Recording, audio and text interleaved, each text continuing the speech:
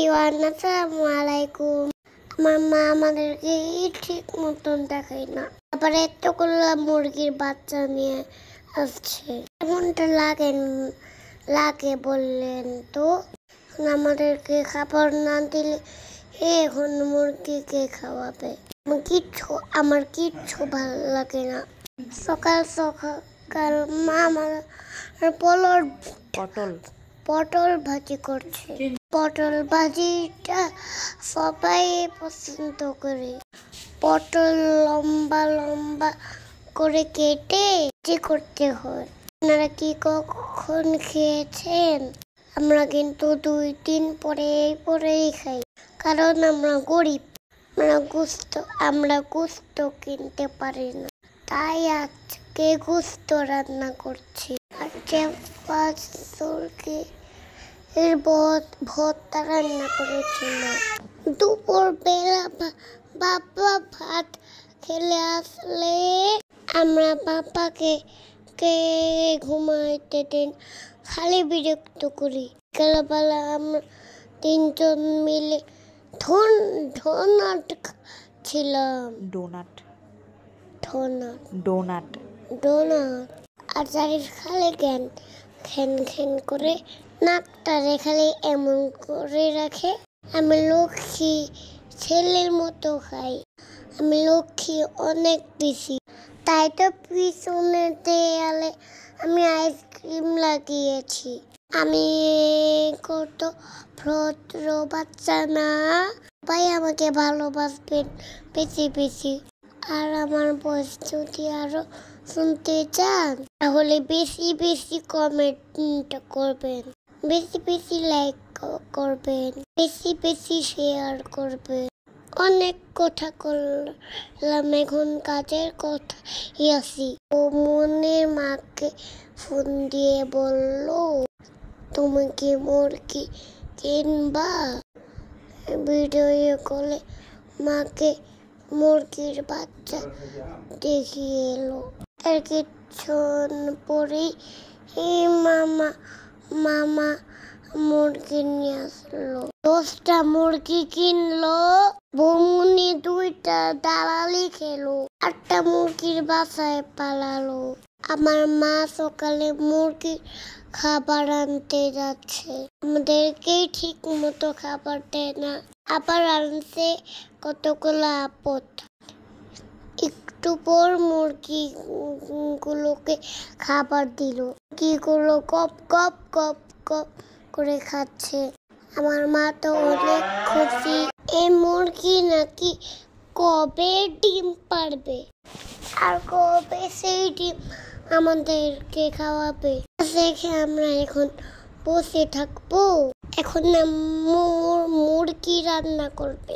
পাল্টে আনলো সোনালি মুরগি, আমাদেরকে রান্না করে দিয়েছে ব্রয়লার মুরগি। এগুলা কি মানা যায়? ভাবছি জারিফকে নিয়ে আন্দোলনে যাব।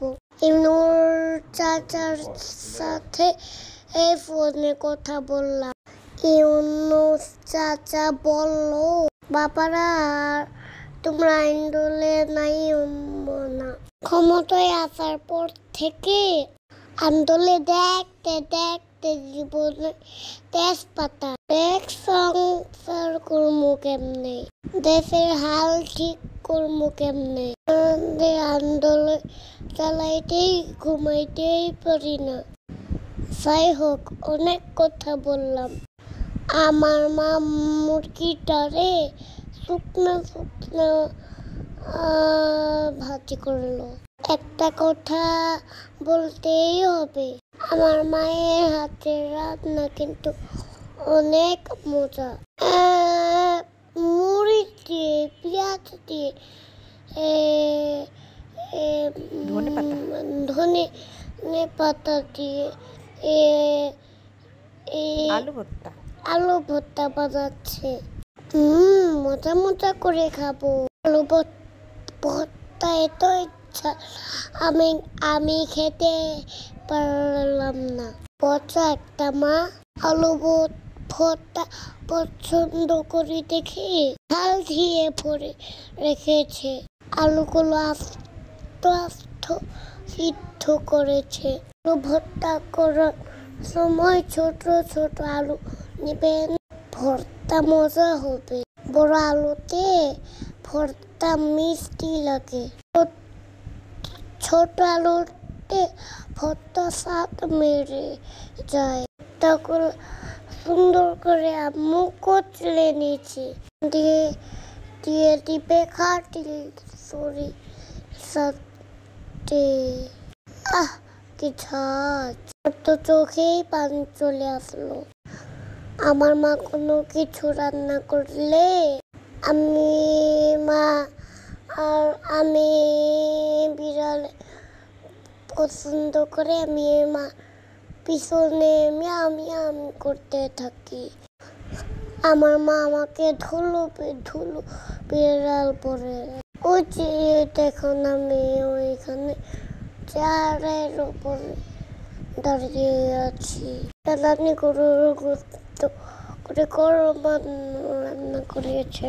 মা আমাদেরকে সবাই ভাত খাইয়ে দিচ্ছে। এখন আমার মুরগি আছে। আগে মুরগিকে খাওয়ায়, পরে আমাদেরকে খাওয়ায়। আপনারাই দেখলেন, আগে মুরগিকে খাবার দিল, পরে আমাদেরকে খাওয়াচ্ছে। তো বাচ্চা মা কিভাবে সামলায়? আবার বলছে আরো মুরগি কিনবে। এই দেশে আর থাকা যাবে না ভাই। রাতে ভেতে চলে যাব অনেক দূরে। এখানে থাকবেন না কোনো মুরগি। আমাদেরকে ভাত খাওয়ানোর পর গামলা ভরে ভাত খাচ্ছে। 3 বেলা না খেতে থাকে, 1 বেলা গামলা ভরে খায়।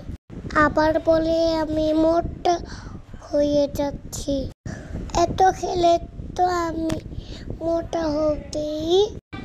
আবার কি সুন্দর শসা নিয়েছে আর লেবু নিয়েছে।